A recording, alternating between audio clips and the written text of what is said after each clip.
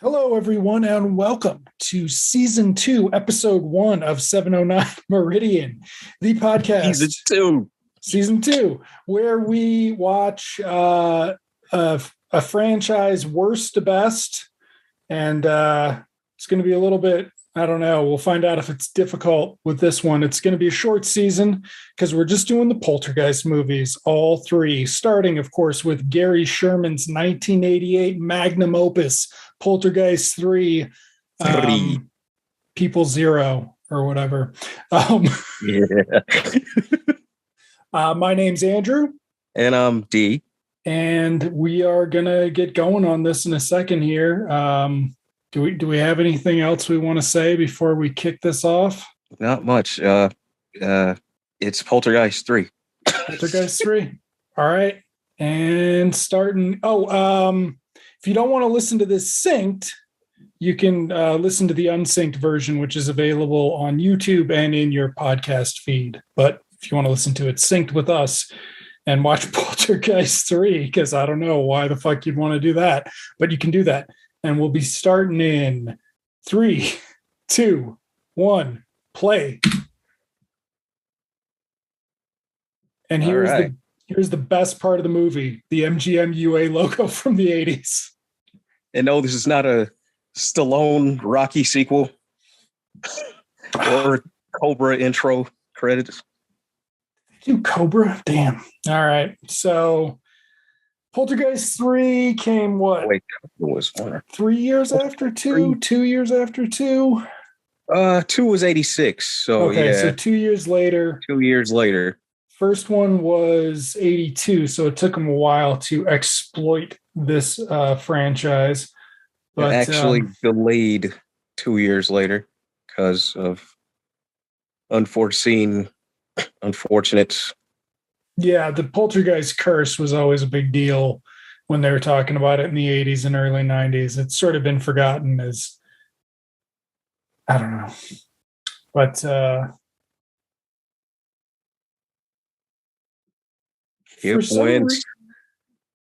for some reason, these opening titles are so fucking long, even though they're not that long. But it's just like, I think it's because the music's bad.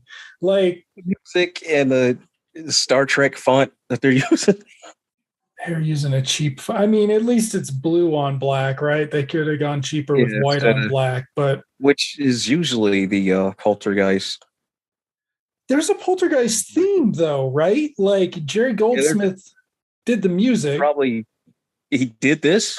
No, he didn't do this. No, he didn't do this. No. That's probably why, But they could have used it. They don't even give this. There's not even a characters created by credit in this.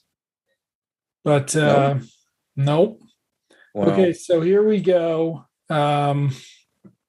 Little Heather O'Rourke.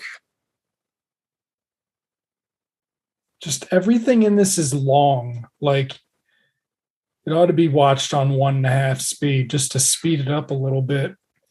But this is, I think, by Gary the Shame Sherman. This is my only Gary Sherman movie to date. I've always wanted to see Dead and Buried, but I never have. Apparently, Gary Sherman shitmouthed this just as much as everybody else does, which makes it even more frustrating to watch it, I guess. Like, nobody fucking likes it. There we go. The Sears Tower, or the Chicago Willis Tower. Skyline. Yep. Yeah. Little window washer man there. The bravest old man in the world. So this is I was always wondering how they did this without having anybody from the other family in it, like Craig T. Nelson or Jo Beth Williams. No, they just start with her in the Hancock building, and there's the old man. The Reverend Kane, who was played previously by Gillian Beck, who actually gets a credit for that in this. Yeah, originally played by, and then he died at some point, right? Yeah, he died like right after. So now Nancy RoboCop Allen. Yep. What would she have been? 2 years after RoboCop 1? No, 1 year after RoboCop 1. Yeah, this was a year. 1. Yeah. Yeah. She still got the haircut. There we go. Tom Skerritt, captain of the Nostromo. You got a little. Everybody's favorite guy, dad.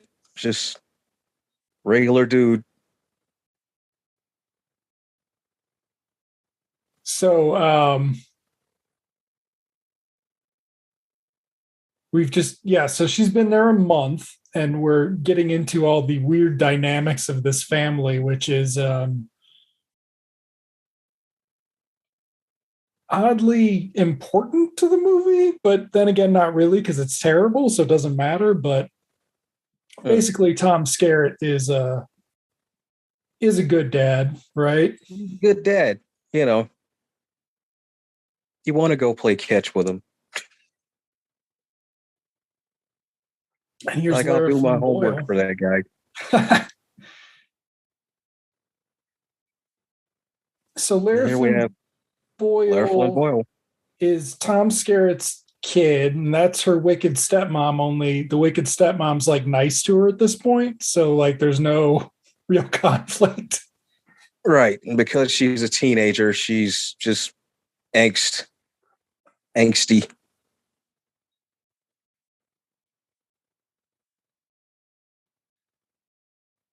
So they're making breakfast, which was what, cereal? Like now we're talking about makeup. They'll never. Oh, no actual breakfast scene. No, because instead we've got these amazing 80s costumes, right? Like you've got Heather O'Rourke in a modern Christmas story, like get up of just winter clothing. But then you've got this like mix of every Molly Ringwald costume in a John Hughes movie at once for Lara Flynn Boyle. She's dressed like Molly Ringwald meets Lisa Bonet. She looks like Denise Huxtable.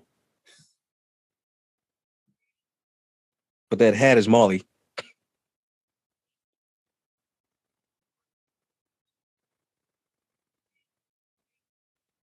Oh my God.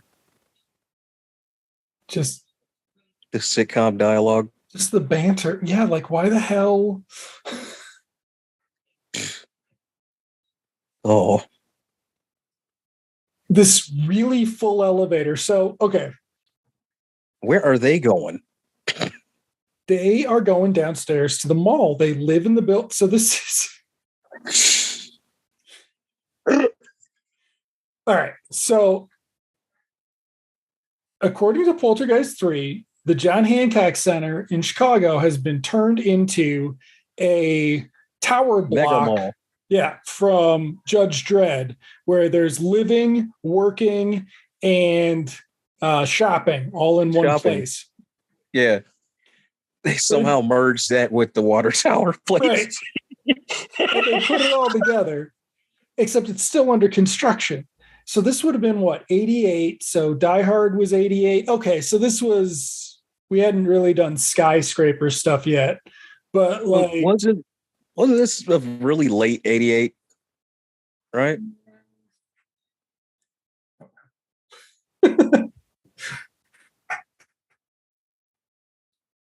Let's see. Poltergeist 3 is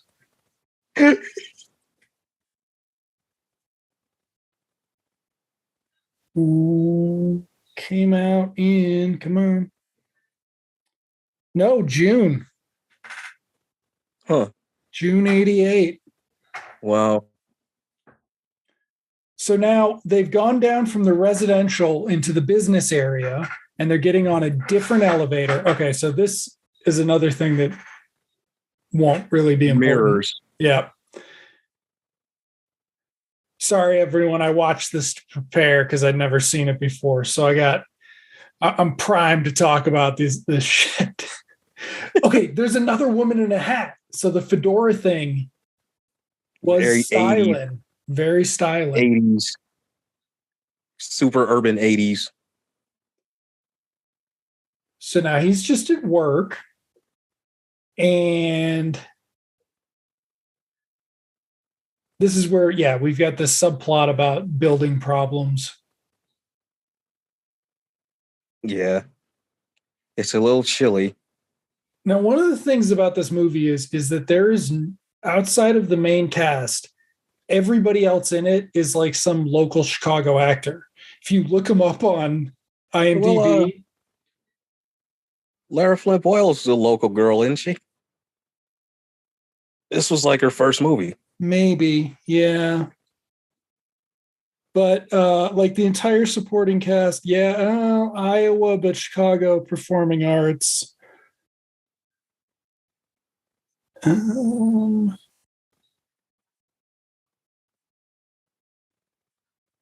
Yeah. Okay, now this is Water Tower Place. Water Tower for real. I got excited when I saw this because I thought there'd be more here. There's not. This is basically it. Yeah, that's like just to establish.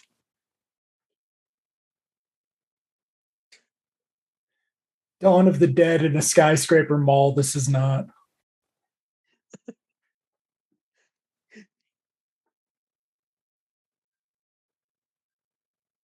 So this whole plot has involved, or this is fucking. Yeah. Okay, this I actually kind of thought was funny. This little kid's a complete asshole. Everybody hates her, including her mom. Like, yeah. There we go, Mr. Kip Wentz. Kip Wentz as Alex Rogan as Lance Guest in Poltergeist 3. He does sort of have the Lance Guest. The Lance Guest.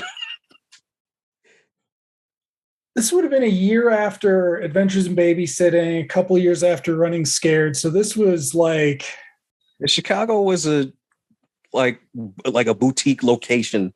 Yes, for movies in the late 80s. In the 80s, yeah. They say it was, I guess, a little easier, maybe too.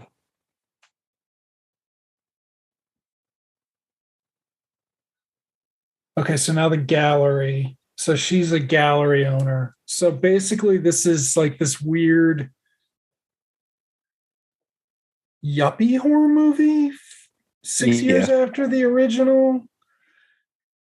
Yeah, you went from just small town to urban horror. Yeah. This could have been a Candyman movie.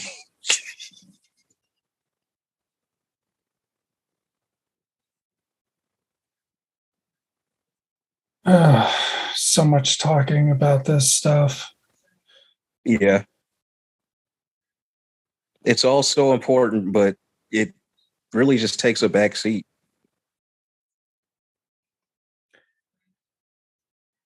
Yeah, once the ghosts arrive, nothing else really matters. But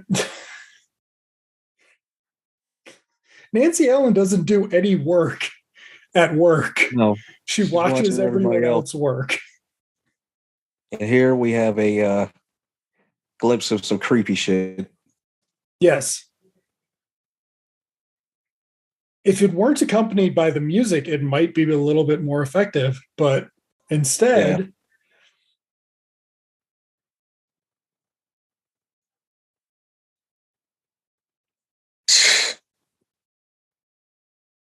Oh, they all stay in the building.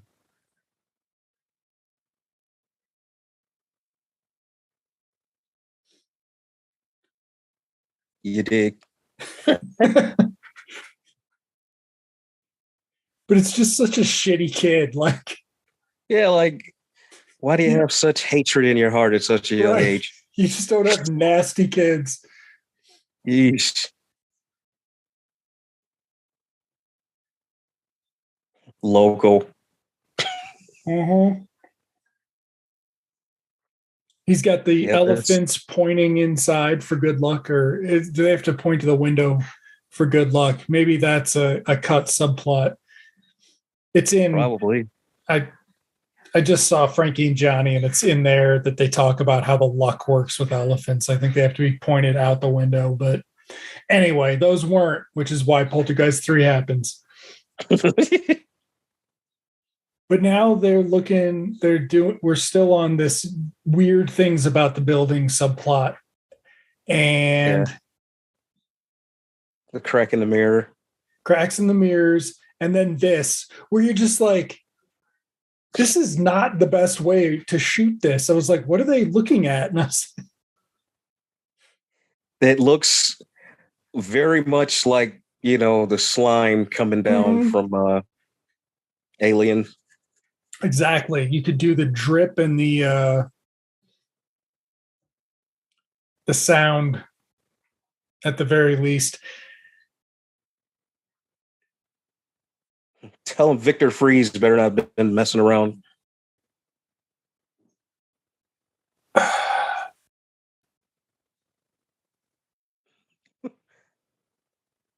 Yeah, you've been here before, Tom. So it's ice, but it's not. Okay, the other thing I love about this is she keeps seeing Kane, but she doesn't tell anybody. Well, because she's already a weird kid. Okay. We will get to that. Oh, here we are. This is I didn't get this here.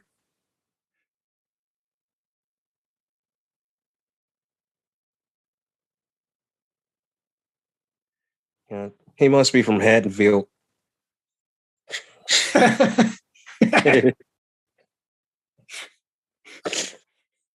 Threatening little kids is funny. That's when I started liking Kip Wentz immediately. Look, he's got a Moo and Oink sweater, local.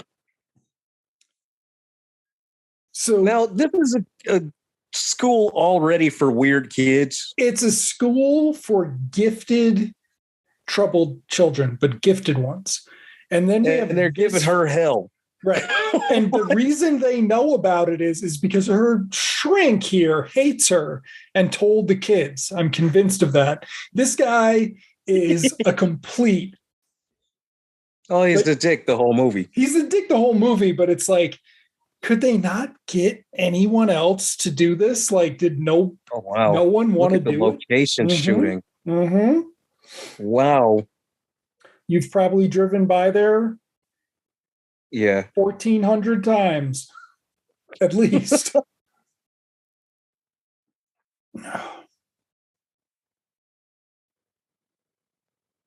That's somewhere north.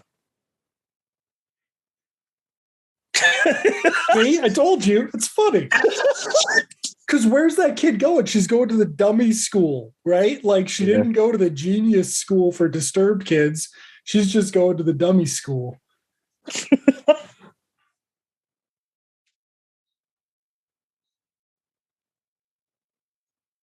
Yikes. I mean, it takes a lot for, what is it? No, yeah, not Friday the 13th. Nightmare on Elm Street 5's teenage scenes to be so much better, but...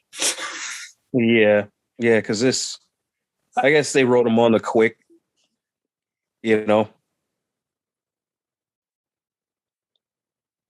Okay, so we're going to get an explanation of why they do this in a second, but first we've got to establish all these mirrors. Yeah. Fake ass Xavier school. Mm-hmm.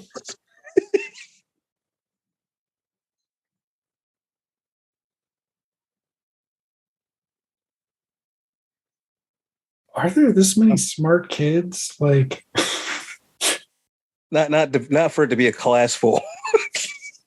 Just say, why do you need a whole school for this? Like, they would have to come from different counties and. Well, and I mean, they've got to be they've got to believe in ghosts and shit. Like, and it's probably an elite school, so a lot of those kids are, nouveau riche. I don't think they mention it specifically, but I guess, yeah, that's why she's there, to go to this special school. Yeah.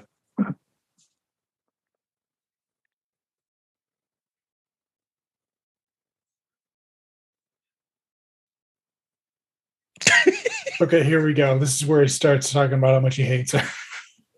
Right. Oh, yeah. Little Carol Ann.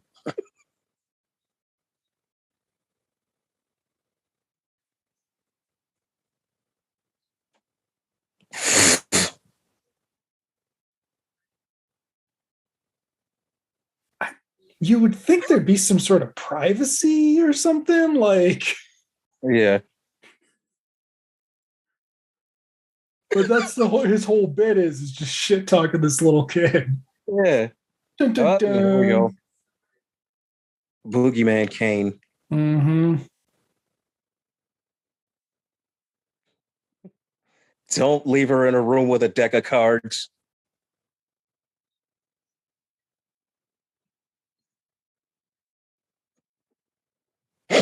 I don't understand how MGM didn't. Well, no, what am I saying? They made like Rocky IV, right? But like, yeah, you would think they would have brought in somebody. This, the late 80s is before people had script doctors come in. Carrie Fisher didn't fix your dialogue yet. This is what movies were like before that. Because this dude, you just want to hit him anyways. You want to take her coffee mug and just hit him upside his head.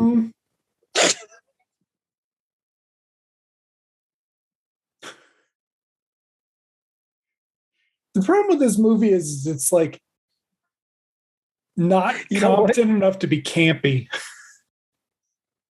You needed him to play one of the doctors in The Exorcist 2. You needed just that jerk ass doctor being it. Okay. Oh, here we go. Yep. The star of the film, folks.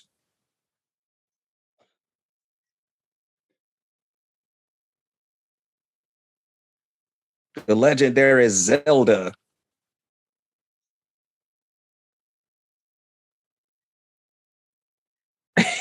Uh-huh.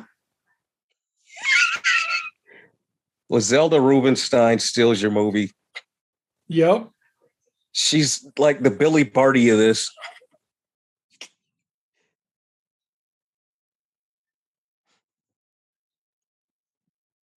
Is that exact dialogue from 2? I don't remember. I don't remember who saves her in 2.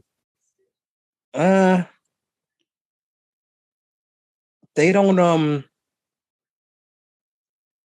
don't go to the other side till like towards the end of part 2. Like for most of part 2, it's the preacher like menacing the family.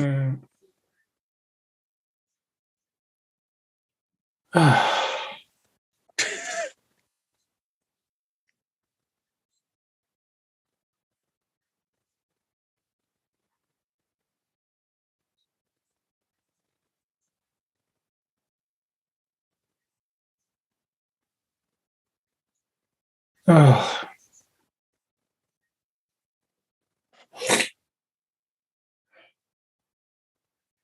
Oh wow.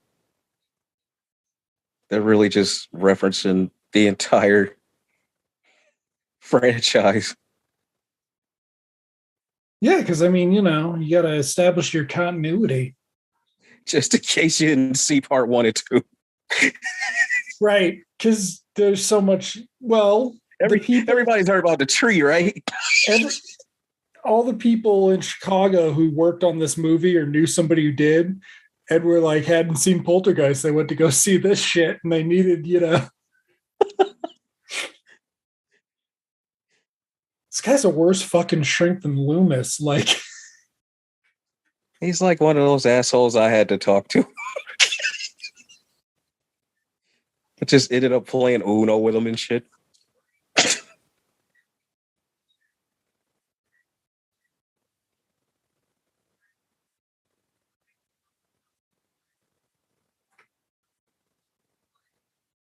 Oh my God.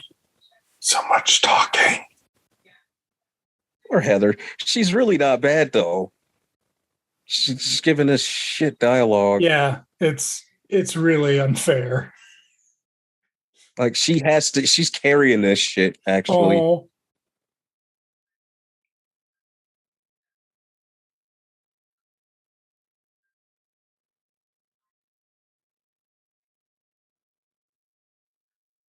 What were you looking at in the mirror? I don't know. My fucking reflection, dude. What are you talking about? Like, right.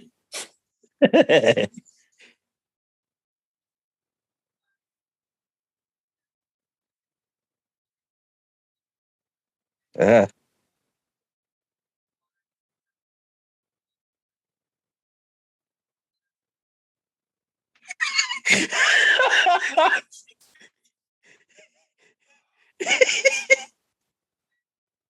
yeah, because it's scarier when you do it like 6 times in a row.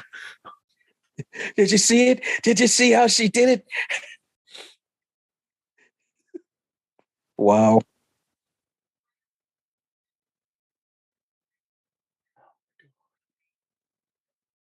Oh, you jackass.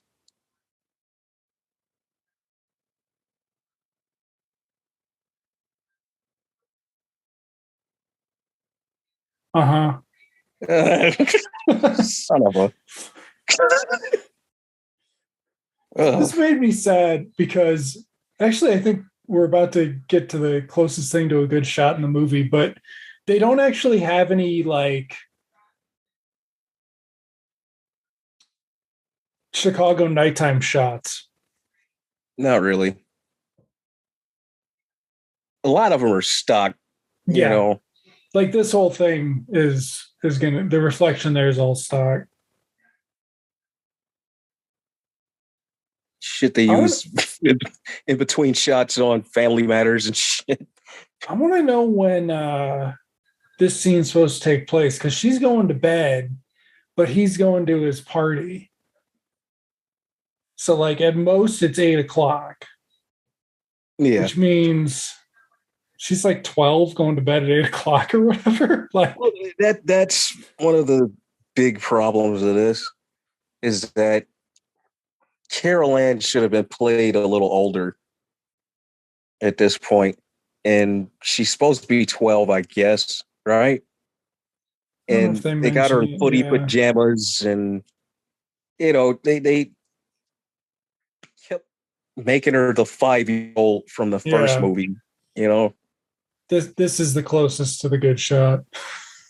Like, what 12-year-old is still playing with a speak and spell?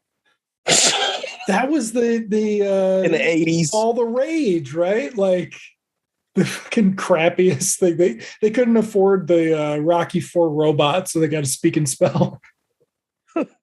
She could have had a Nintendo or something, at this point. But then again, that's TV, and they had a thing against TVs, so that might be part of it.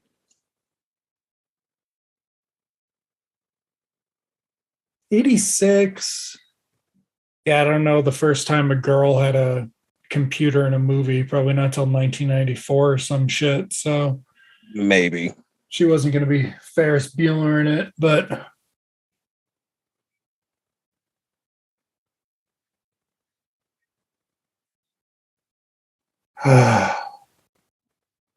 yeah.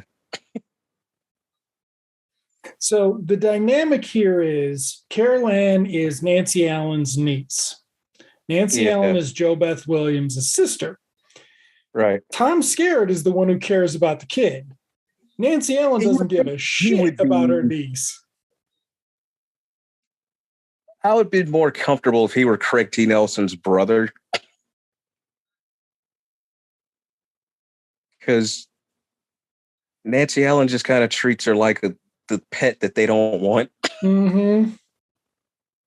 Here we go. Yeah, see?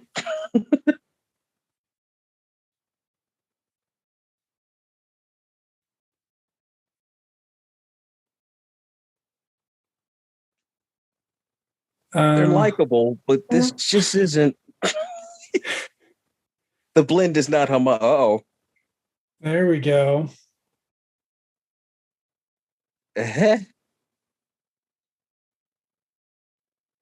But she doesn't tell anybody about it. She doesn't go find him. It's just a weird thing that happens, but apparently like that's normal weird for this building is just seeing reflections everywhere. Yeah. Oh shit, that's right. We're gonna get it big time in a second here. And presumably the mirror thing was to keep the budget down, but like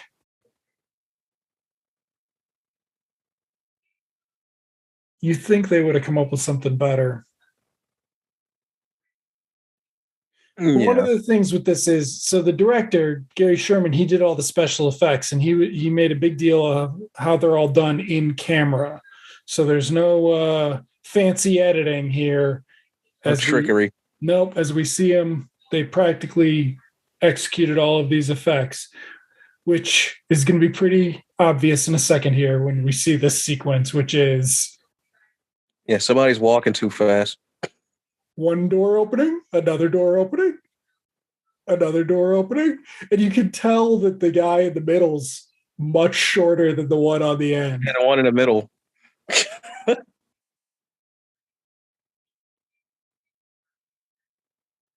Wow, wow. Sort of a relative, but not really. Sort of a kind of a type of a relative.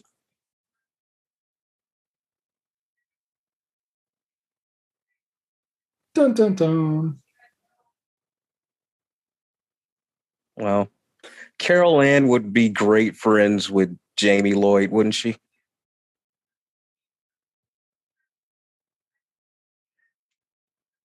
So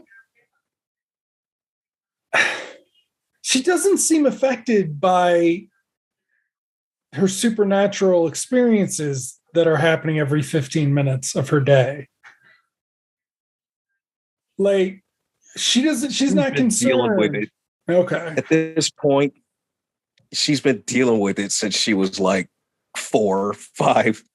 All right. You know? So it's just normal for her that like she went with her to Chicago. She's dealing with a whole like another set of issues. You know, her family just kind of abandons her, you know. Speaking of another set of issues, let's look at the Japanese artist and let's not miss the waitress in a karate gi. And we're going to get a close-up coming in. I'm just like, wow, okay. So. Oh, wow. Look at that. Uh-huh. Damn. Mm-hmm.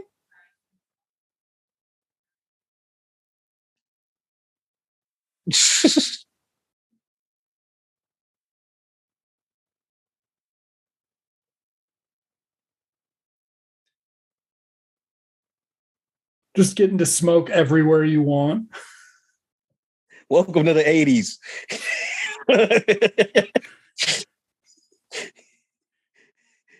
Yeah, I miss seeing that. I just walked into this enclosed space. Let me light a cigarette. I'll be the only one smoking.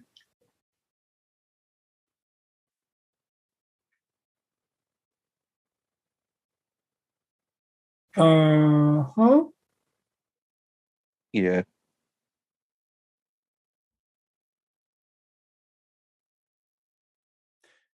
Oh, that's right. There's a whole mirror thing that never gets resolved in this with Blair Flynn Boyle. Actually, we'll look at that in a bit. But yeah, it's all due to the big alternate ending they had planned, which was mostly shot, but didn't quite pan out. I skimmed the Wikipedia and it makes it sound like okay, so the fake canes have all been they're in shitty latex masks. Those masks.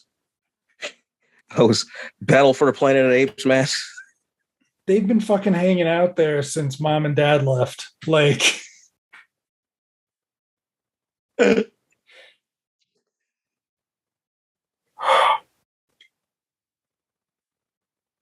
all right. Oh yeah, so the ending. So the ending, they said basically it sounds like Heather O'Rourke was a corpse, and after she died, they thought it was in bad taste, so they changed it. Yeah.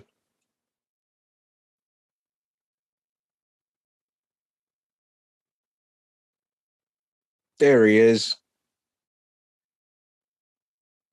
Oh, shit. Nice guy, Kip Lynch.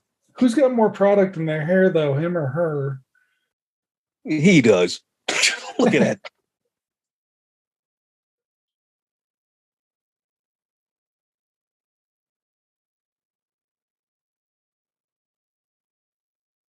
What an awesome Crazy party. part about this, none of these kids end up being victims. Nope. You would think. Because it's PG-13. And that was you would think, though. Like, No, I mean, Poltergeist movies don't have a body count, do they? Not really. But that was another thing. This got a PG-13, but the original version got a PG before they redid the ending. I think that's what it said. Yeah, so maybe sensibilities changed in the 6 months. But so she sees Kane, or doesn't she? Like, that's how, like, the audience sees Kane, but you got to search for him, but you don't get to see what he's doing. No.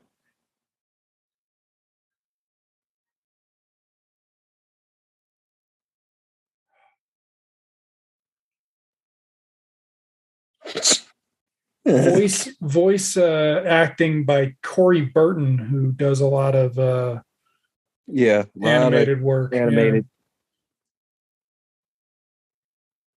Yeah. Oh, okay. Hold on. This is where we find out that there's a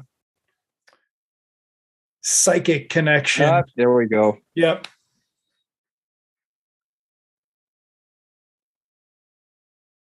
So evil Heather O'Rourke, who looks old, and yeah, I gave her exorcist face. Yep, and constant dialogue from Corey Burton Kane.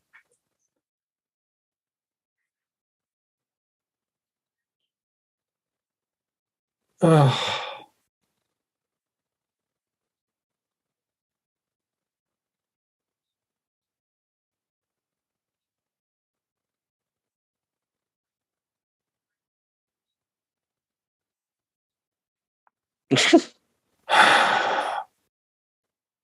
Fight it.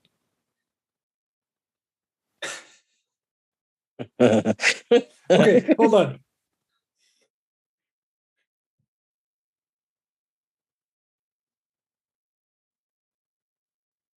So Kane's upset that she figured out how to break the mirror and run out, but oh no, wait. Oh. That's right.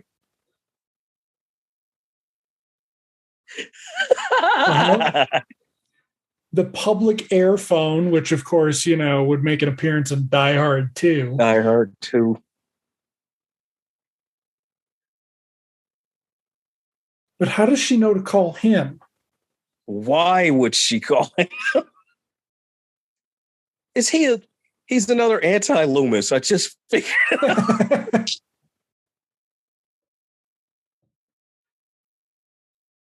He's acting like she does this to him on the regular. Mm-hmm. What the hell, dude?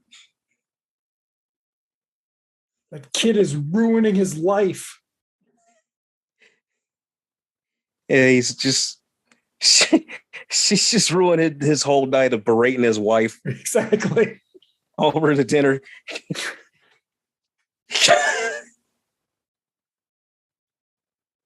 Don't forget the cilantro. Like, what did they...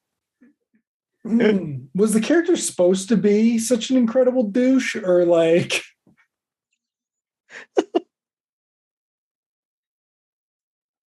Uh-oh.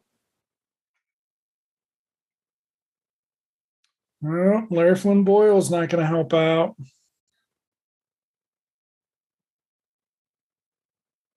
Oh God! And then we have to sit through dumbass this. Teenagers. Go with security cameras. We got to talk. We got to go through this whole thing, like instead of just executing and having already.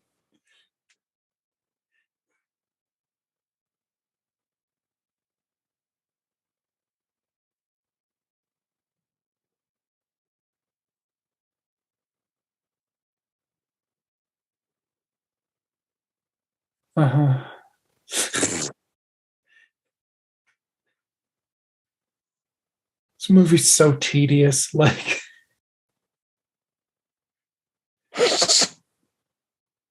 you know, he's like they've merged Lance Guest and Tom Hulse. mm-hmm.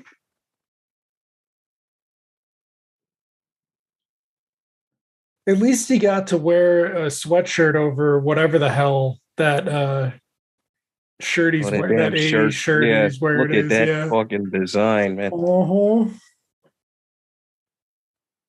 Just fucking 4 years of terrible clothes. Like, and this is deep in 88 too. because they would have shot it, 87? So yeah, I mean, it was just like, late 87. So all those crazy like Cosby designs. Mm-hmm.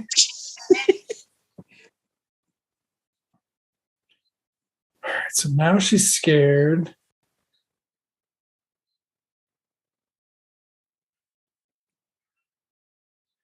Presumably, Nancy Allen decorated the apartment with all the Japanese art.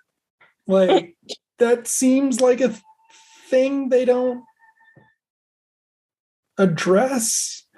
All right.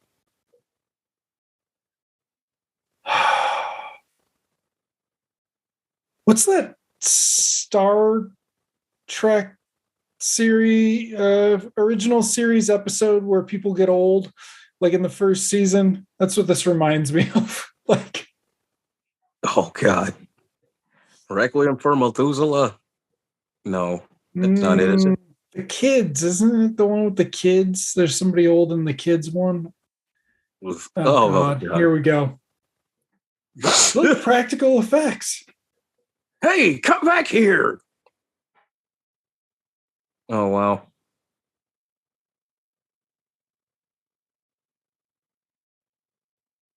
And now we get our slack ass security guard for this movie.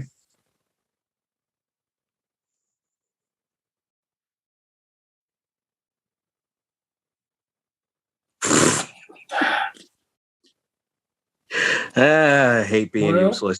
Better go look.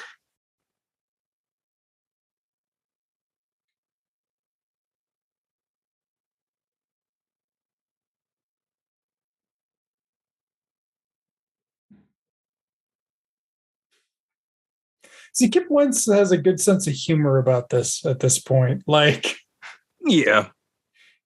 Well, at this point, he's in the movie. He actually has a part in this till, till it all goes south. Oh my God, what is that shirt? Look at that thing. Okay, yeah. So Lara Flynn Boyle knows how to loop video, which would not become like a movie trope for a few more years. So that is actually like the most forward thinking or thing in this movie is that they're looping video. Yeah.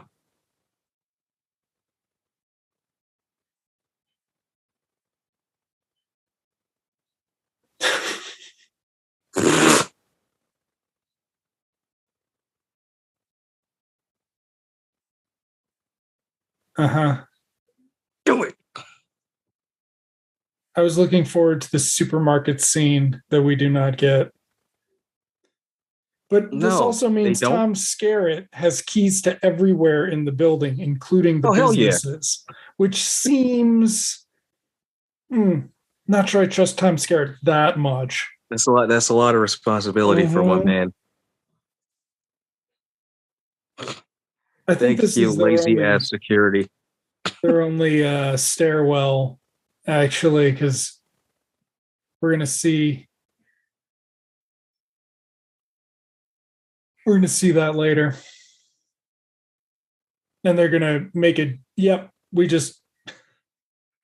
Oh my god! Ran past it. Okay, so these are practical effects. They did this all live. And you've got Kane dropping exposition to explain why there's a Poltergeist 3. They need Carol Ann to get them into the light.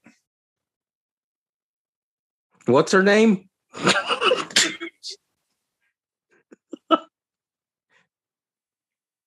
So the first time I watched this, I was like, why do they say Carol Ann every like 14 seconds in this fucking movie? And apparently that's yeah, Roger Ebert pointed that out. Yeah. Where they just say it a billion friggin' times in this movie. Coors and Coca-Cola. Jays.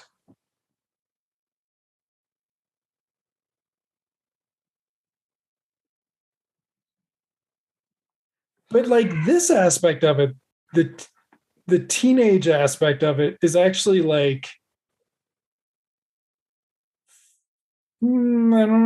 funnier is not the right word.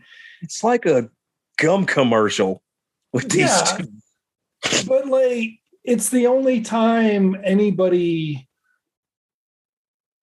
two people like have a scene, like a sequence together, right? Like we're supposed to like them, but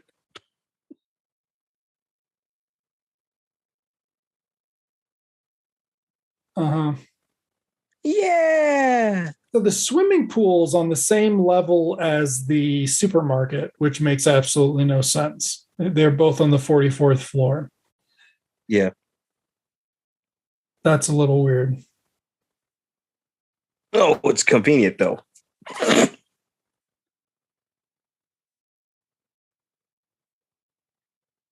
Are they that funny? The singing? Nah. No. Okay, now way down on floors 2 to 7, without specifying which floor, is the parking garage.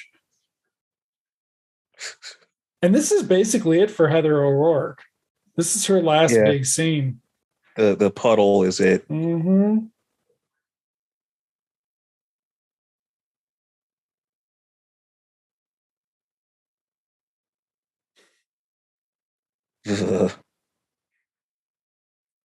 Run away from the camera, kid. Run away from the camera. She runs into Tyler Durden. Jeez, kid, what are you doing here? Project Mayhem's about to go down.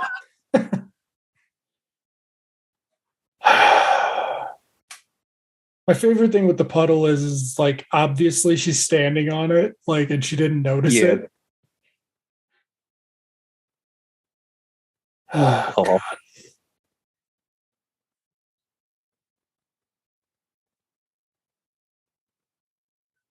1, 2, there we go.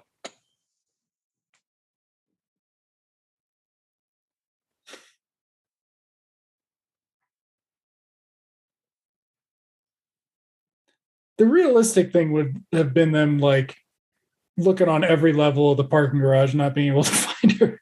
Not knowing where to go.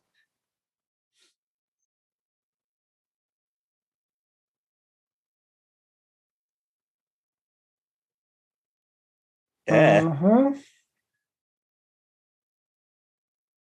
This is very Aliens. When Newt gets snatched.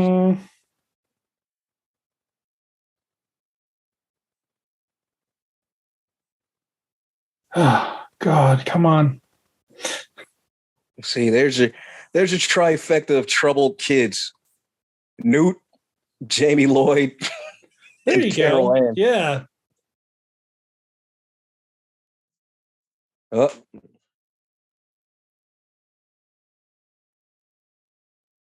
And there you go. Now we're back to puddle.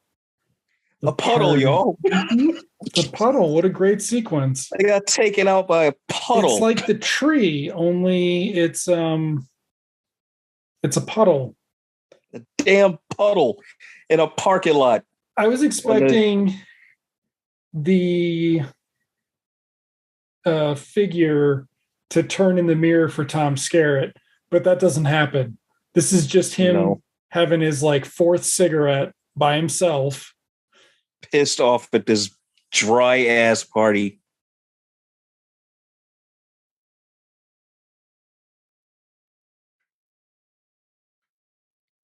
You get the feeling they were on the verge of divorce, these two.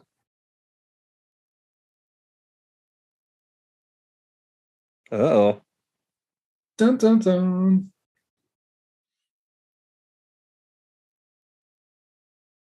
I keep thinking that was a subplot that they just got rid of.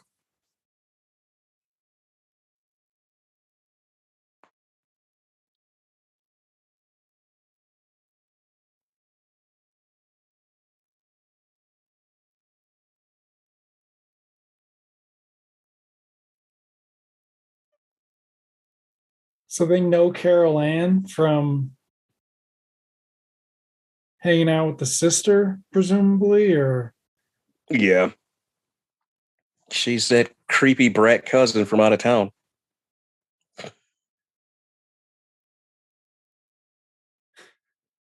And lucky we're not in Crystal Lake, you kids. What an exciting teen mischief subplot that was. Right? Everybody went home safe.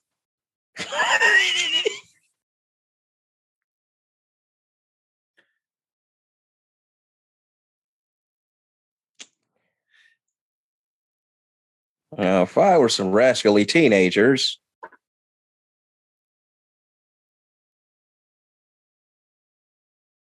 And at this point, the movie just becomes Tom Skerritt walking around. Okay, wait. There's the pool. Oh, this is...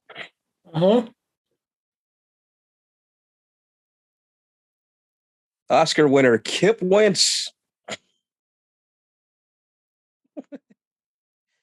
In ice slime. Yeah. Frost sludge.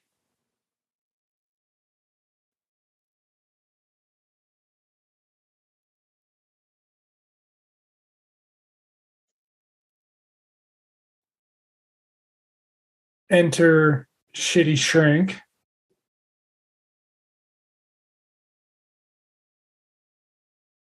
What ice?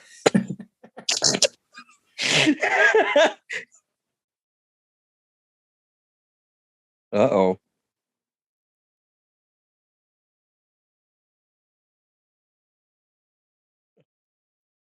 Your niece is bullshit.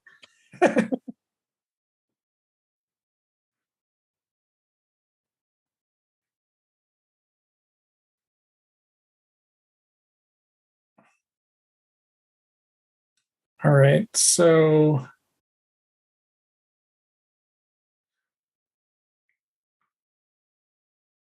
when oh shit, this is when Tangina shows up. She heard a noise with the door open. What the fuck?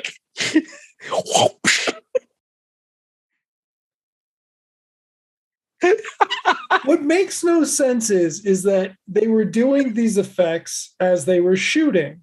So presumably that would encourage, more reaction from the actors.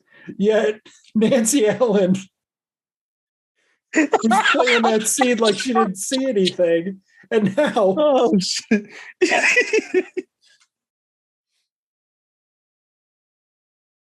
Oh, my God. Yes. Mm-hmm. Finally, somebody to bring some sanity to this lunacy.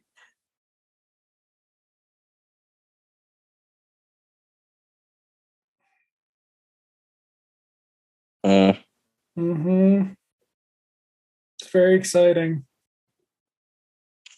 How did they not how old was Jerry Goldsmith's kid at this point? Like probably 15. They should have just had him do the music. Like, come on. That's not Carol Ann. You damn right it's not. Well, you'd have to wonder what type of where you could go with a score in a movie like this. Would the Goldsmithy type music actually work? It would be too good for something like this. Yeah, there's that. I mean, you could have gotten, I bet who could have done a fine score for this? Friday the 13th guy, Harry Manfredini. Manfredini? Of course he could. It would have sounded like whatever. Friday the 13th music. Might have been better. Yeah. A lot of horns, a lot of violins, a lot of strings.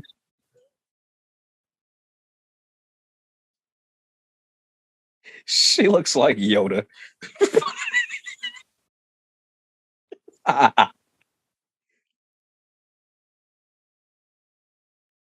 All around us.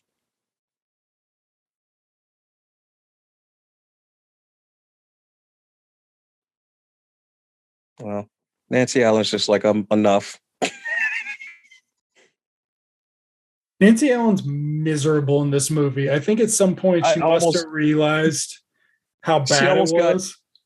She almost got swallowed by a door, and she's just like, I lost a shoe. Okay. So they let this fucking guy attend Kip Wentz.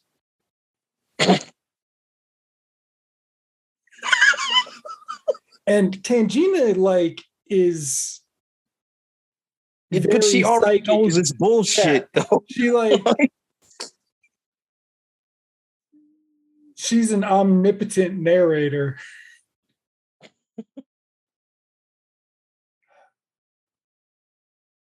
Oh, no. Mm-hmm.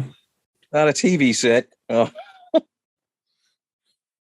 It's weird how they don't do anything with the TVs for a Poltergeist movie.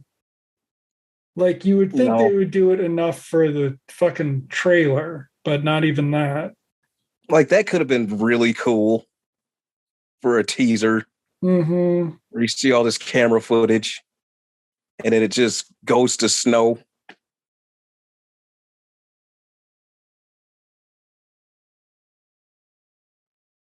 And it's like, Kane blinks in and out or something. So his kid is missing. He's hallucinating. And he's not like, I wonder if the ghost got the security monitors.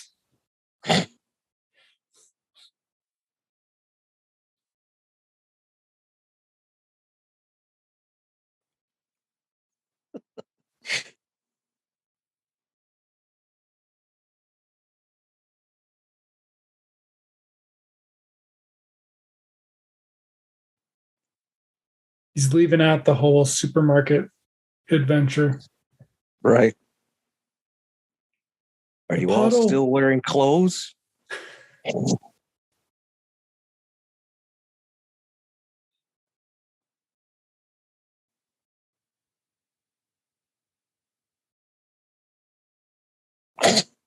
Mm-hmm. This guy likes touching people a lot on the face. Like, yeah, what is he trying to do? A meld?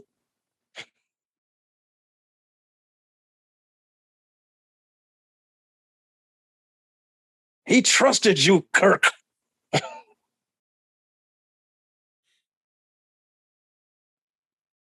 And there's the very suspicious puddle, because you can tell that there's an indentation on the concrete, still there, which makes no sense. It's like those cartoons where you can see which floorboard is about to pop up.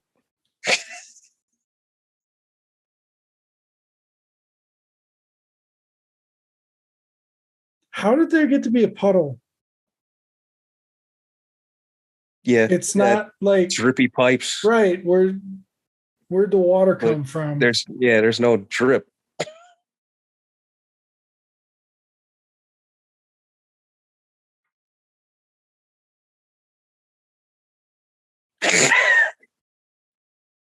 And the doctor is still just like, eh. Mm-hmm.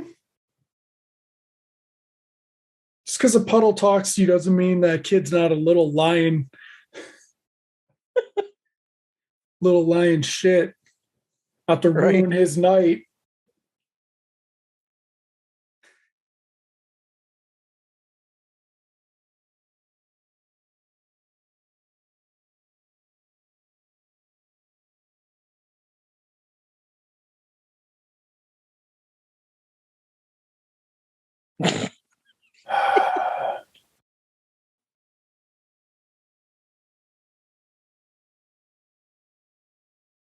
Oh,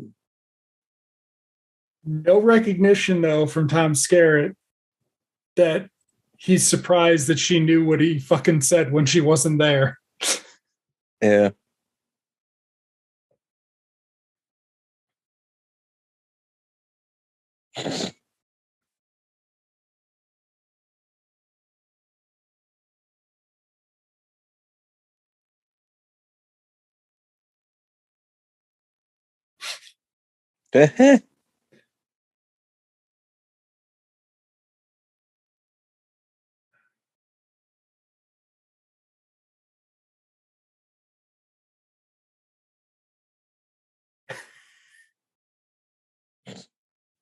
She hates him.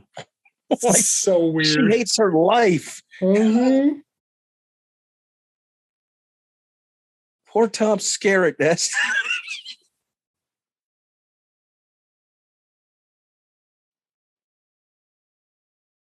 Nancy Allen is just miserable. Uh-huh.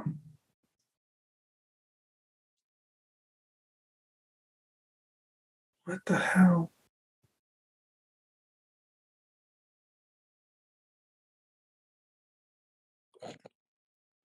We'll have to see in 2 if it establishes her getting that necklace or if Will Sampson gives it to her off screen.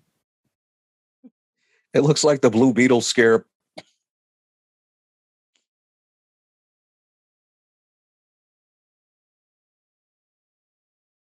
God, Nancy Allen looks so angry.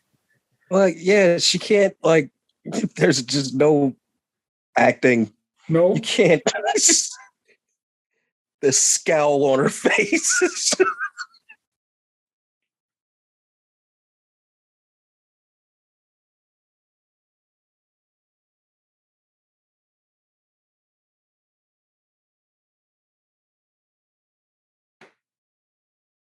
Blah, blah, blah, blah.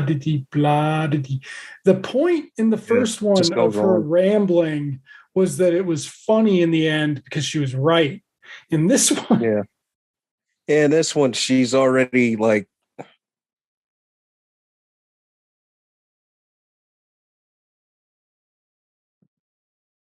I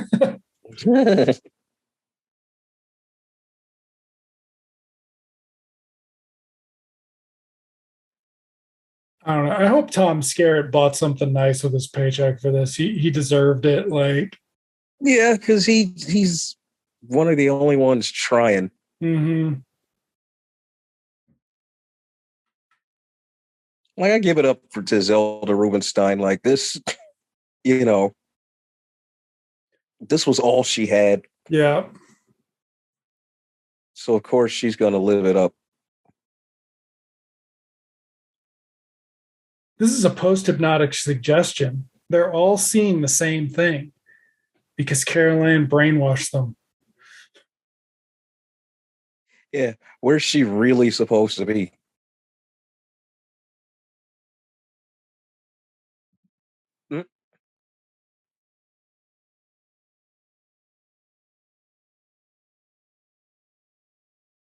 Mm-hmm.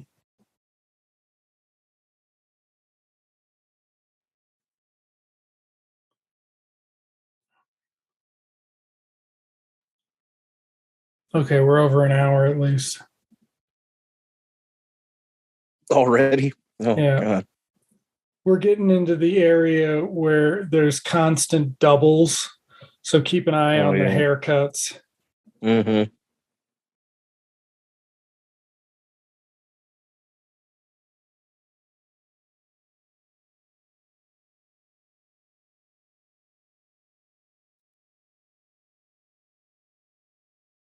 Yeah, look. Yep.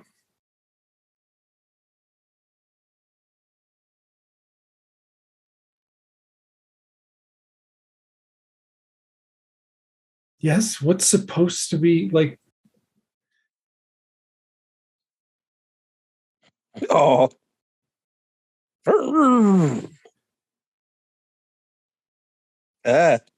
So now, does this have to do with the alternate? Dude, she had the keys in her hand. What the fuck?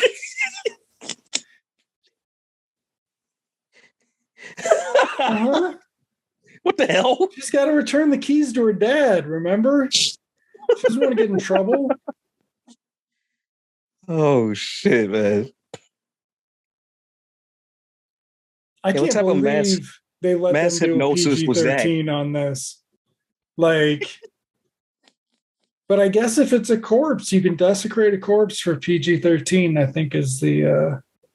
Yeah, as long as it's a lifeless husk.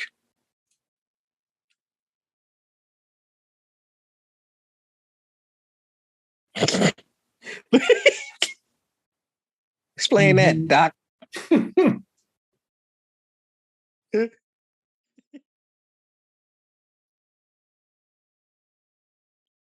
Yeah, the Japan shit, man. Mm-hmm. Oh, God. Uh-oh. There we go. 2, 3, 4, 5, 6. I give up. Right. 9,000.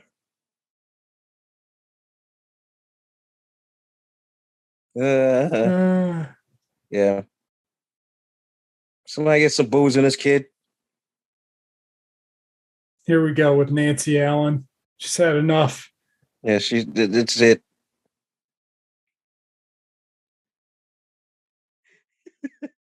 Let's leave Carol Ann. Let's get out of here. For the rest of the movie. Nancy Allen's part is played by Priscilla Barnes and shit. I can't take this shit any farther.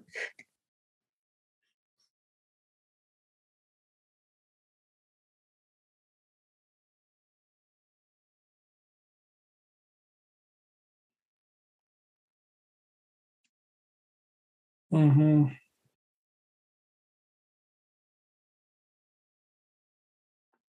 I don't know. I think that some of the problem is the mirror stuff just really does not work. Like, even when you're like, why doesn't this, just for whatever reason, it just does not fucking work. Well, back then it looked cool.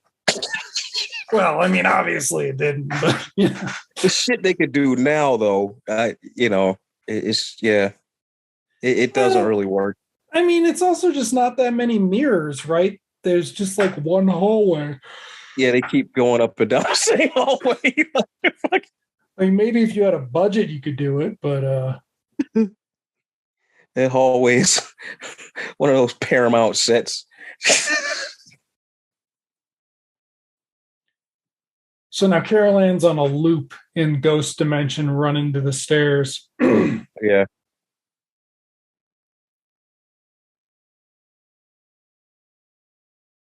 She's like that part in one of the Nightmare on Elm Streets where Alice kept running around the corner. I feel like we didn't establish where those elevators are well enough. Oh, she's on the other side of the reflection. But wait. Whoa. Thank you. At this point, I wasn't even like thinking, oh, she's evil. I was just like, oh, she was just like, fuck it. Let's get rid of him while we can. Right. He's got to go. We're done with this guy. You deserved worse. Okay.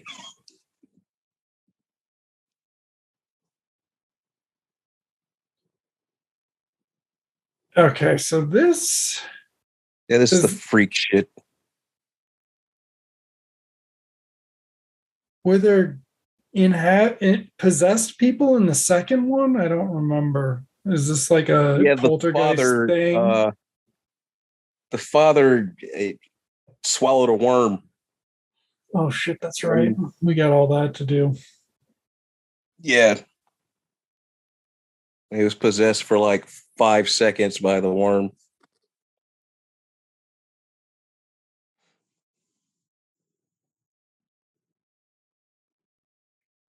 Yeah. See? Oh God, they're visitors. But then we notice in the mirror that their shirts have been backwards the whole time. Yeah.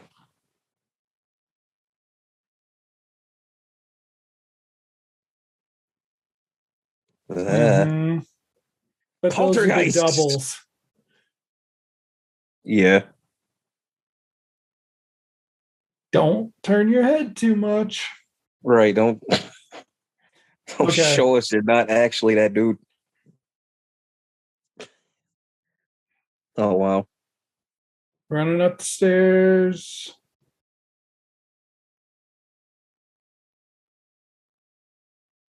I think they have this one stairwell set and they just keep they redress it. Yep. They take the lighter out. I don't know. I guess there's a door there. Yeah. So not. Like, I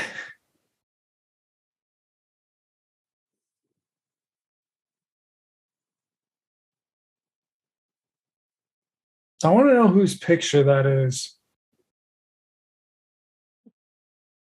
That evil little brat. Yeesh. They should have gotten somebody like Meg Foster for the evil stepmom. Like, she might have brought some energy. Well, I don't know.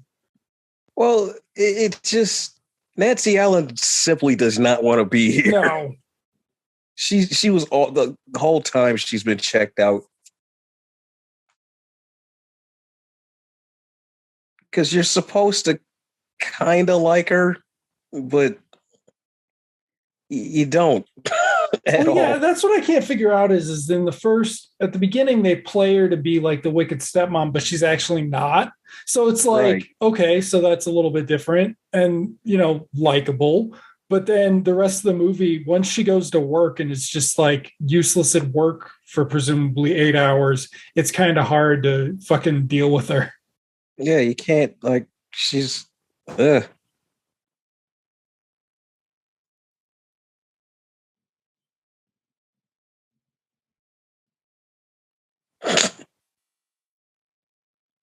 you literally see her rolling her eyes in certain scenes. She really thought Tom Skerritt was going to walk off the movie with her when she said, "Let's quit." Right. Yeah. We're going to do it right. Tuesday. We're just going to walk off the set and not say anything.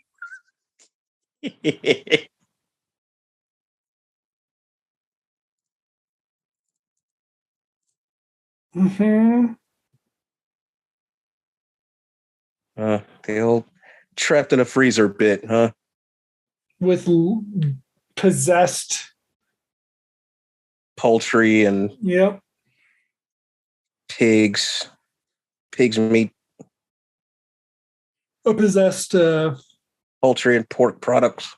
A possessed water hose. And then we get this the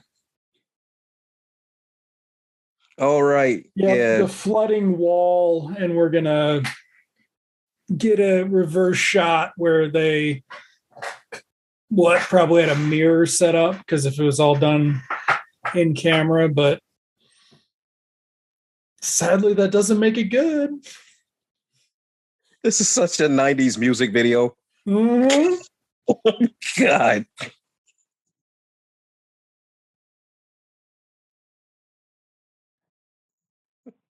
Outside in. I'll take that.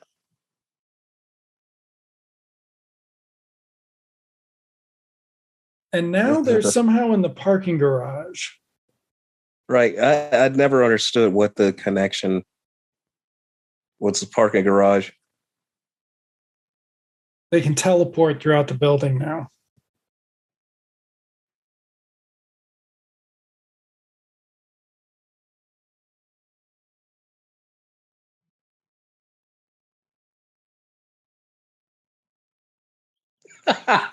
Oh my goodness.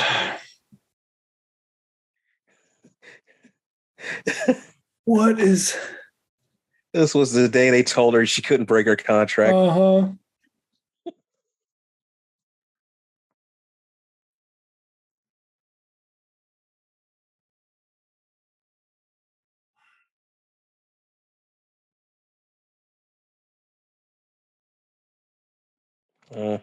Mm-hmm.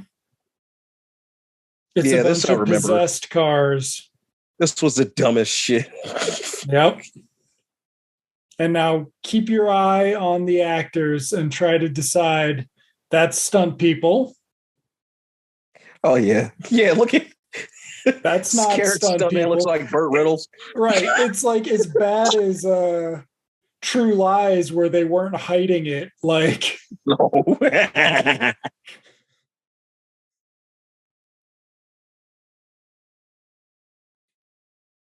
Growling frozen cars. I forgot about the growling. Okay, and then this is my favorite part, is that Kane is driving that car.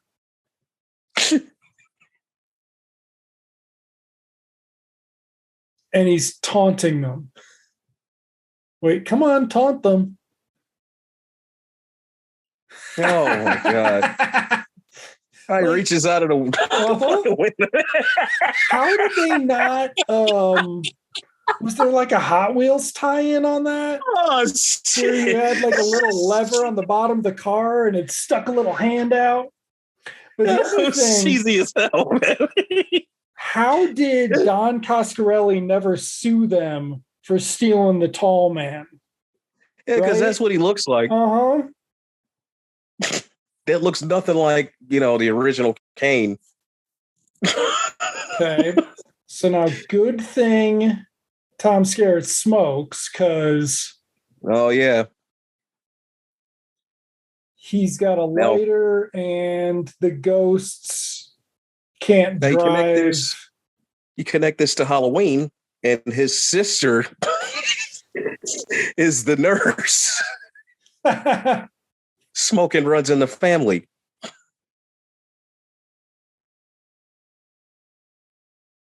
And now we're in the opening of Highlander. All right. There can be only one. I mean, if that guy did backflips and chopped their heads off right now, it would be a much better movie.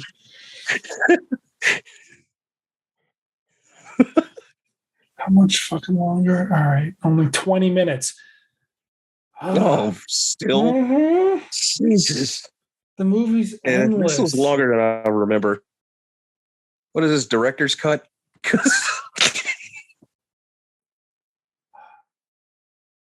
Well, they're even running slow. Like, that's the other thing is everything in it is like slow. Molasses. Oh, flat tire. Gotta run down the whole fucking thing, even though nobody's chasing them, and we're like, nobody's chasing them. It's back to normal. Where are they running? I want to see Dead and Buried more now, because I'm just curious what the fuck? They're just so happy. Yeah, they don't even know if they have their kids back. They've got the magic. I mean, they're as excited as a couple characters in a cartoon when they get the magic amulet. Like, This is the right time for some kissing. Skerritt! It's her sassy friend. Right. With her benzo symbol earring.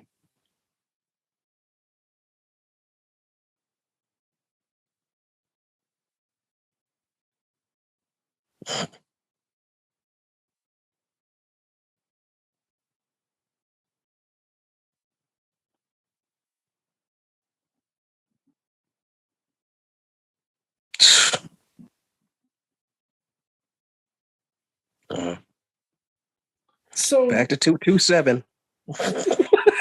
Jeez. They never acknowledge that like it's haunted or anything. It's just weird shit that is happening with no like right. Okay. This is where shit gets real.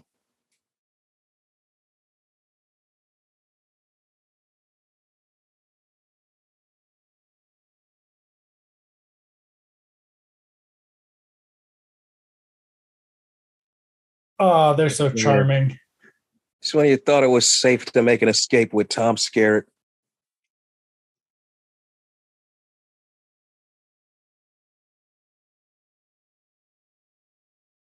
I feel like they'd still be they would still be kind of like to ghost cars trying to kill them. I'm just saying, like, because they are still damp. Mm-hmm. That did happen in this cut. Oh wait, did she just say something shitty? I think we missed her saying something shitty about Carol Ann. Uh-huh. They got a lot of mileage out of that double elevator. Tower of Terror. And how did Universal not get this first? Universal Studios Poltergeist Tower of Terror. Who bought? Amazon bought MGM? Shit. You've got Amazon's Poltergeist sometime in the next 10 years. Oh, no. That's going to suck. I keep forgetting they did the remake. Mm-hmm. We're not watching the remake, folks. Sorry, I can't do it to myself again. Absolutely not. And now they're at the 98th floor, which means absolutely nothing because I don't think we established what floor they live on. I think it's around 70, but it's not like a plot point because they don't have any neighbors on their floor because it's all under renovation, even though. And they have a really nice view. Mm-hmm. They do have a nice view. It's a wonderful stock photo of Chicago at night.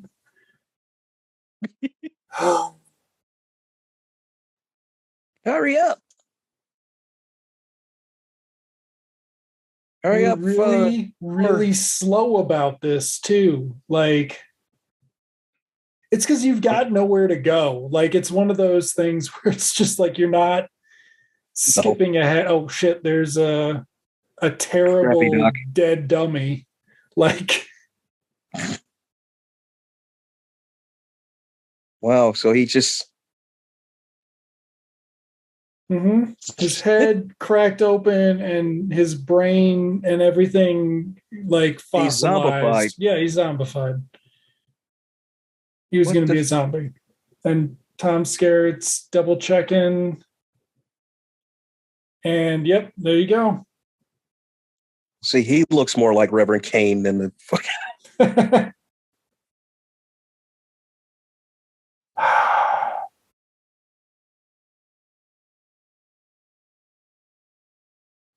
So, who was their audience for? Who did they think was still a Poltergeist fan at this point? Whatever people saw Poltergeist 2. But at this point, it was 88, right? So everybody was doing their thing in 88. There was a Halloween, there was a Friday the 13th, there was a Freddy. There's a Hellraiser. A Hellraiser. So everybody was in the game. Like 88 was a big year. Wasn't 88 the first Chucky? I think so. Okay, so this also is very slow. We have to watch this thing fucking creak its way out there. Because damn it, they paid for it. This is where half the budget went. I think most of the behind the scenes stuff is about this entire sequence. I could see Evanston from here. It's moving so slow you can hear it creak. Like, hurry it fucking up. We got this long shot looking like just. Gregory Hines made it up the state building faster. Mm-hmm. We're still not there yet. Like, yeah, they haven't even gone down. They're just dragging this shit out as much as they can because we got this fucking shot. Is absolutely no way in hell I would do this shit. Not even for a movie. What if you were those stunt people? Look at stunt people.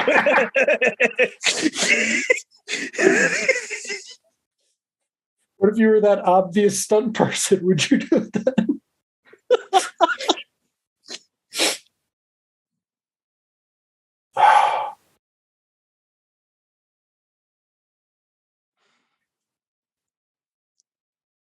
Whose idea was it that he was going to kiss her just a lot, right? Like, because they have to try to make them look like they like each other. She doesn't look happy with him. And she's not even happy with him in the fucking movie. Like, no, she's not happy at all. So this is the shot that made me realize they really missed their chance to show the exterior John Hancock building with like that apartment doing weird shit. Coming out of there. La Ghostbusters, but no. Because they could have done that. That could have been a plate or something. But they didn't want to do any plates. They wanted it to look like this intentionally. Yeah, I think I'm going to watch Dead and Buried. I want to know if Gary Sherman actually can make a good movie or if he just sucks. Oh, even this. Oh, wait. Was that an F-bomb? PG-13, it could have been. Huh. But what I don't understand is why he's having trouble breaking the window and then why standing up and doing it would make it any better. Makes it more dynamic.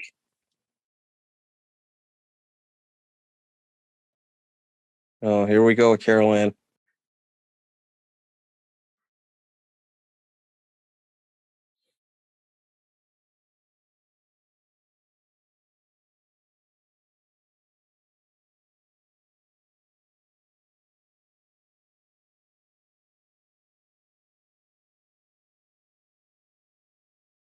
But not Kip. You're right. For some reason, they're not going to give up Kip. He's too valuable. He's essential to their plan. Kane's jealous of his hair. He wants to talk to him about how to get those curls. He wants the shirt.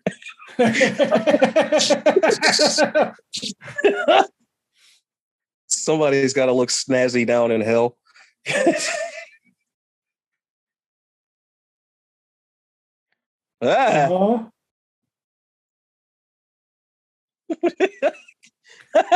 Yes, when you're reaching out to someone and telling them to go away, that is not how. Yeah, why do they have to climb on the thing that just kick the loose glass out of the way? The stunt person's like, nope, I'm not doing that. You gotta get up. And now here we have complete and total set. This the whole sequence is redone. This is the new one. So yeah. Okay, so yeah, because their hair is a little bit different. But it's just like 1988 when Dry Ice was the peak of mood. Yeah. I don't know, man. Fright Night. No, do this with like a fucking desperate Wang Chung soundtrack. Fucking night. Do it with a Wham soundtrack. Like fucking make the. Oh no, it was too late for Wham. But like, just fucking. I don't know. Make it terrible at least. Like, because it's not fun. Like, no, nothing this bad should be this boring. Like, even if like Heather O'Rourke hadn't died, right? It's this not is like still that pedestrian for this type of shit, you know. Also, nobody. The windows fixed and the glass doors fixed because Caroline cracked it, presumably. Mm-hmm. Well, this is like, I guess, the in between space. Oh, okay. It's not exactly the other side of the mirror. The conduit space, I guess you would call it. I don't know.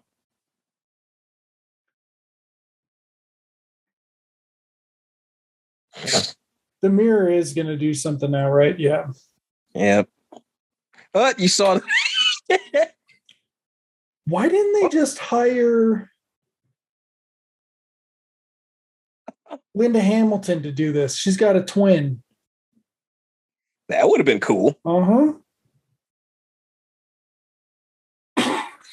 Oh, the hell.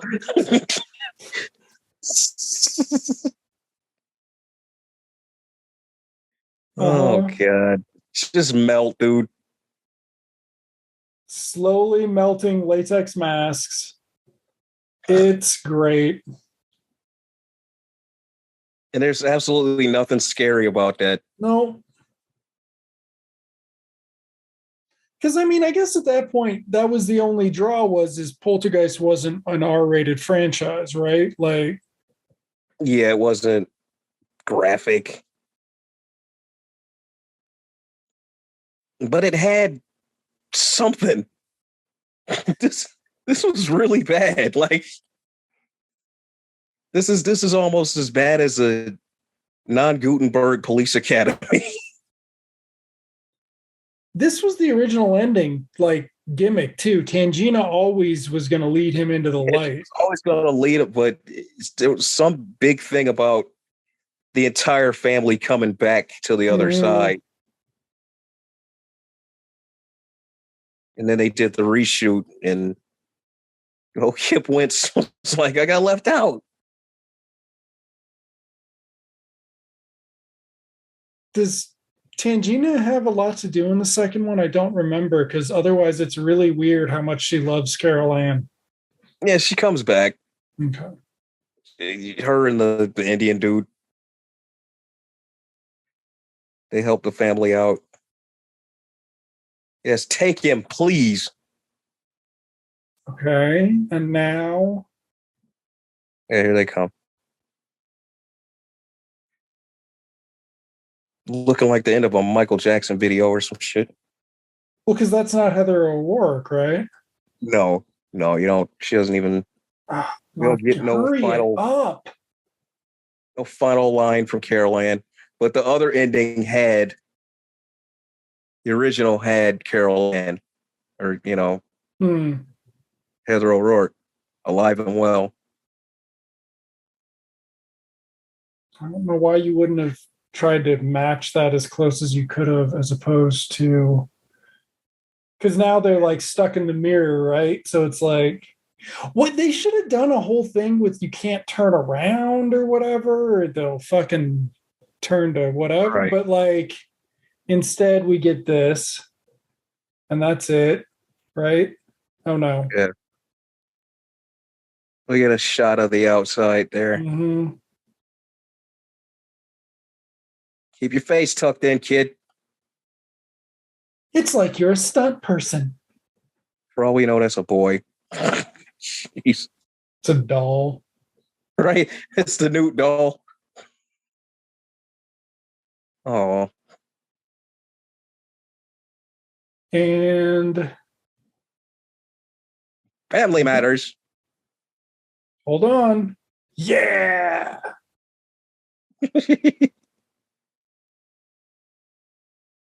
Eesh. Uh-huh. Goodbye. So, you know how we usually have like 40 minutes of post-show, everybody? This time it's going to be hard to make it through these fucking credits. Yeah, with this god-awful music. Mm. I mean, Carol Ann had her own theme and everything. Uh-huh. For some reason, they could not use Jerry Goldsmith's like, no.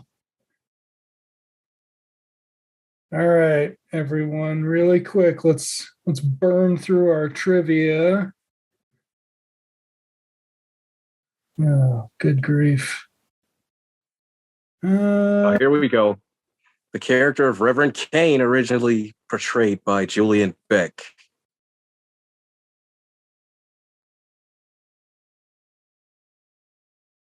Who was much creepier, much scarier, just...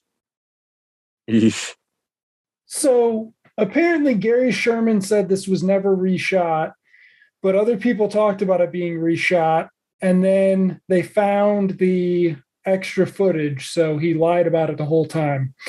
Yeah, there's the whole site, Poltergeist3.com. And Kip Wentz, who was very nice to us on the IMDb boards back in the day.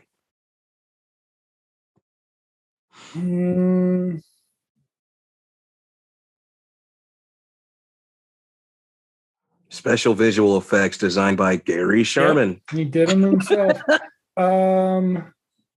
Originally plans for Craig T. Nelson to return for Poltergeist 4, but then the Heather O'Rourke's death, the Poltergeist curse, and this one being a box office disappointment is why they didn't make a fourth one. Carol Ann's name is spoken 121 times. Jeez. Zelda Rubinstein left halfway through. Doesn't that break the cuss record in Casino or some shit? The only film in the original trilogy that did not receive any Oscar nominations, which is going to be a hell of a thing after we watch 2 next time. Wow. 10 to 15% of the script was never filmed. That would be, and Gary Sherman thought it was too short, which would explain why everything's so fucking long. Mm-hmm.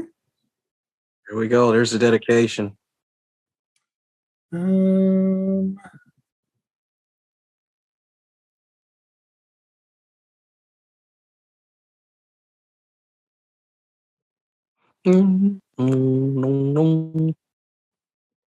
Heather O'Rourke didn't want to come back for another one. Here we go. Jerry Goldsmith was contracted to do the score, but quit due to budgetary cuts. Oh no. Sadly, he was just unhappy with 2. Bummer. Speak and Spell. Yeah, whose dumbass idea was that? It's apparently an E.T. reference or something. The hell? Thomas Lennon from Reno 911 said that he auditioned for a part in this. Oh, shit. The Doctor? The original version. He would have been young back then. Yeah, he must have been one of the teenagers. The original cut of the movie was only 80 minutes long. Yeesh. And they expanded it to what? 97. Blah, blah, blah. Skimming the original ending. Doesn't sound different enough. Okay. Cool. So yeah, that's going to be the worst we get with Poltergeist. So at least we started at the bottom there. Yeah. And there's only 2 to go, and they're not bad. Okay, so any last thoughts on Poltergeist 3? Poltergeist 3. It's not even good in a waste your time sort of, bad entertainment sort of way. No, it is unfortunate that it is not. And it's unfortunately also the swan song for little Heather O'Rourke, who probably would have, either kept going to something else or, She could have done TV. I mean, she was doing some TV, I think. So yeah, she was doing TV. That. She probably would have been bigger, in her older, who knows, maybe she would have broke out a little older because she does handle herself well here. But again, they kept, I didn't like the fact that they stunted Carol Ann a lot. She wasn't 5 years old anymore. So especially since they don't even use her that much in the movie. Even if she hadn't, I mean, she didn't. They had the movie before she died, and she was barely in the damn thing. She was in it for more like continuity. Mm-hmm. It was her and Zelda Rubinstein. Really, they're just there for franchise reference. Right. And it's like, without them, what do you got? You got fucking, what's his face? You got like Tom Skerritt and Nancy Allen running through a building like, oh, that's exciting. You could have did a complete and total Beethoven thing where, they just say, hey, we're part of their family and this poltergeist shit just happens to us, but yeah. So I've been waiting. Apparently I've been waiting 35 years or whatever to see that fucking movie, and that's all it was. So that's a bummer. Well, I personally, I kind of want to see the cut footage. Yeah. I guess they don't have the original audio. They've only got it subtitled, but yeah, they got it subtitled. Is at the end of it. Yeah. Apparently that Blu-ray has gone out of print. So wow. Only lasted a couple of years. Yeah. That's the one, the flip disc, right? No, wait. No. It got its own disc then. Yeah, because I vaguely remember the original art. Okay, no. So it came out in 2017 and then went out of print in 2020. So not as much, but still. Yeah. Mm-hmm. There you go. Cool. Yep. Audio commentary by Gary Sherman and by the webmaster David Fortney. All right. Yeah. So we'll be back with Poltergeist 2, The Other Side. Sadly, Poltergeist 3 does not have a subtitle. The Windy City. And so we'll be back with Poltergeist 2. And yeah, cool. I'm sorry if you watched that. Oh. All right. Night, everybody. Say goodnight, Carol Ann. Good night, Carol Ann. Oh, shit.